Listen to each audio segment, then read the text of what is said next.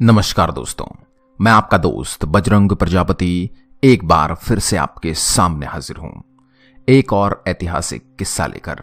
एक ऐसा किस्सा जिसे सुनकर आपका सीना गर्व से फूला नहीं समाएगा। एक ऐसा किस्सा जो आपकी भारतीय जवानों के प्रति सहानुभूति और श्रद्धा भाव को और भी ऊंचा कर देगा, आपको गर्व महसूस कराएगा। भारत पाकिस्तान युद्ध 1965 की पूरी कहानी हम जानेंगे कुछ मिनट के इस वीडियो में। साल 1965 का भारत पाकिस्तान युद्ध उन लड़ाइयों का नाम है जो दोनों देशों के बीच अगस्त 1965 से सितंबर 1965 के बीच हुई थी। इस युद्ध को कश्मीर का दूसरा युद्ध भी कहते हैं, क्योंकि सन 1947 के बाद पाकिस्तान ने कश्मीर को हथियाने के लिए दूसरी बार भारत पर हमला किया था, पर भारत ने इस हमले का मुंहतोड़ जवाब दिया और पाकिस्तान को युद्ध विराम के लिए राजी होने पर मजबूर कर दिया। आज इस युद्ध से जुड़ी पूरी जानकारी हम आपको 5 मिनट में देने की कोशिश करेंगे। युद्ध से पहले कच्छ के रण का विवाद। 1947 की आजादी के बाद दोनों देशों के बीच कश्मीर मुद्दे के सिवाय कच्छ के रण की सीमा का विवाद भी साथ साथ चल रहा था। कच्छ का रण गुजरात में स्थित है और यह एक दलदली और बंजर इलाका है। पाकिस्तान इसके एक बड़े हिस्से पर अपना हक मानता था। अप्रैल 1965 में कच्छ के रण में पाकिस्तान जानबूझकर झड़पें शुरू कर दी। पाकिस्तान ने इसे ऑपरेशन हेजर्ट हॉक नाम दिया था। 1 जून 1965 को इंग्लैंड के प्रधानमंत्री ने दोनों पक्षों के बीच लड़ाई को रुकवाने का काम किया। अगली कड़ी में शुरू हुआ ऑपरेशन जिब्राल्टर। कच्छ के रण की झड़पों से उत्साहित होकर पाकिस्तान के राजनेताओं ने पाकिस्तान के राष्ट्रपति और सेनाध्यक्ष अयूब खान पर दबाव डाला कि वो कश्मीर पर हमले का आदेश दें। अपने नेताओं के कहने पर अयूब खान ने गुप्त सैनिक अभियान ऑपरेशन जिब्राल्टर का आदेश दे दिया, जिसका उद्देश्य भारतीय कश्मीर में विद्रोह भड़काना था। पाकिस्तान के भारत पर हमला करने के कुछ और कारण भी थे, जैसे कि 1965 से पहले 1962 में भारत चीन से जंग हार चुका था और पाकिस्तान को अमेरिकी गुट में शामिल होने के कारण उससे काफी तरह की आधुनिक हथियार भी मिल चुके थे, जबकि भारत को किसी देश का साथ नहीं था। ऑपरेशन जिब्राल्टर के तहत 5 अगस्त 1965 को पाकिस्तान के 25 से 30 हजार सैनिक कश्मीर के स्थानीय लोगों के कपड़े पहनकर भारत के कश्मीर में घुसे ताकि वहां के लोगों को भड़का सकें। भारतीय सेना को जब इस बात का पता चला तो उन्होंने तुरंत पाकिस्तानी सेना को खदेड़ना और गिरफ्तार करना शुरू कर दिया। 15 अगस्त को भारतीय सेना ने पाकिस्तानी कब्जे वाले कश्मीर में हमला बोला।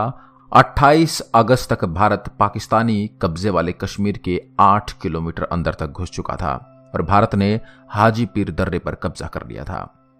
पाकिस्तान का ऑपरेशन जिब्राल्टर फेल हो गया। उधर भारतीय सेना पाकिस्तानी कश्मीर के महत्वपूर्ण शहर मुजफ्फराबाद के सिर पर आ पहुंची थी।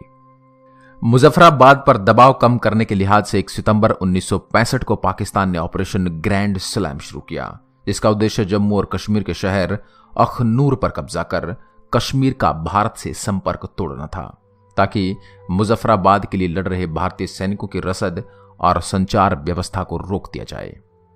ऑपरेशन ग्रैंड स्लैम का प्रभाव कम करने के लिए प्रधानमंत्री श्री लाल बहादुर शास्त्री जी का आदेश पाकर भारतीय सेना ने 6 सितंबर को पंजाब से नया मोर्चा खोल दिया ताकि लाहौर पर कब्जा किया जा सके। लाहौर पर हमले की खबर सुनते ही कश्मीर में लड़ रही पाकिस्तानी सेना लाहौर को बचाने के लिए निकल पड़ी। कश्मीर में पाकिस्तान का प्रभाव कम होने के साथ ही उसका ऑपरेशन ग्रैंड स्लैम भी फेल हो चुका था। लाहौर वाले एरिया में पकड़ मजबूत करने के बाद भारत ने पाकिस्तान के सियालकोट पर हमला कर दिया, पर इस अभियान में भारत को सफलता नहीं मिल पाई। उधर पाकिस्तान ने अमृतसर पर कब्जा करने के लिहाज से खेमकरण सेक्टर पर हमला कर दिया। खेमकरण के असल उताड़ गांव में भयंकर लड़ाई हुई, जिसमें पाकिस्तान हार गया। असल उत्तर की लड़ाई में पाकिस्तान के पास 200 से ज्यादा अमेरिकी पेंटन टैंक थे, पर उनमें से 100 से भी ज्यादा भारत द्वारा नष्ट कर दिए गए। यूं कहिए, भारतीय जवानों के हौसले के सामने उनके टैंक भी टिक नहीं पाए। असल उत्तर की इस लड़ाई में ही वीर अब्दुल हमीद पाकिस्तान के 3 टैंक तबाह करके शहीद हो गए थे।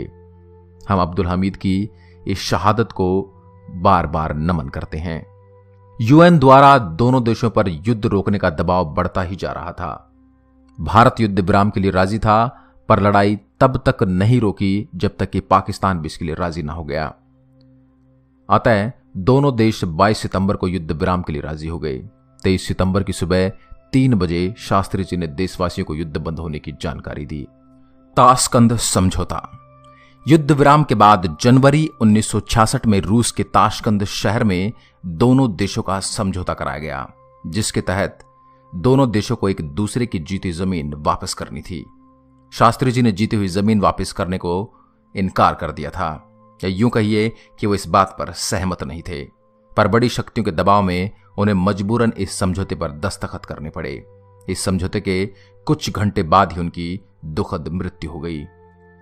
हम लाल बहादुर शास्त्री जी के साहस और उनके योजनाबद्ध तरीके से युद्ध को जीतने की कला को बार बार नमन करते हैं। इसके अलावा भी युद्ध से जुड़ी कुछ बातें हैं जिन पर हम बात कर सकते हैं। नंबर 1, ताशकंद समझौते के तहत फरवरी 1966 तक दोनों देशों की सीमाएं अपनी अपनी जमीन पर वापस चली गई थी। युद्ध में भारत ने पाकिस्तान के 720 वर्ग किलोमीटर के इलाके पर, जबकि पाकिस्तान ने भारत के सिर्फ 210 वर्ग किलोमीटर के इलाके पर कब्जा किया था। भारत के कब्जे में सियालकोट, लाहौर और कश्मीर के उपजाऊ इलाके थे, और पाकिस्तान के कब्जे में सिंध और छेब के रेतीले और कुछ पथरीले इलाके थे। नंबर 3, युद्ध के बाद ही भारतीय सेना में से मुस्लिम रेजिमेंट को खत्म कर दिया गया था, क्योंकि युद्ध के दौरान भारत के 2 मुस्लिम रेजिमेंट ने पाकिस्तान के विरुद्ध लड़ने से मना कर दिया था, और लगभग 20,000 मुस्लिम सैनिकों ने पाकिस्तान के आगे हथियार डाल दिए थे। उनकी इस बेवकूफी के कारण उस समय भारत को काफी नुकसान हुआ था। नंबर 4, इस युद्ध में पहली बार दोनों देशों की हवाई सेनाओं ने भी भाग लिया था, जिन्होंने एक दूसरे का बराबर बराबर का नुकसान किया था। पाकिस्तान के पास अमेरिका के दिए हुए जहाज थे, और भारत के पास रूस और यूरोपियन देशों के खरीदे हुए जहाजों का मिला जुड़ा बेड़ा था। आशा करता हूं यह वीरगाथा आपको पसंद आई होगी। देश और दुनिया की अन्य खबरों के लिए आप हमारे चैनल शब्दबाण को लाइक करें, शेयर करें एंड सब्सक्राइब करें, और अपने सुझाव हमें कमेंट बॉक्स में जरूर दें। एक बार फिर आपसे मुलाकात होगी एक और ऐसी ही वीरगाथा के साथ। तब तक के लिए नमस्कार। जय हिंद, जय भारत।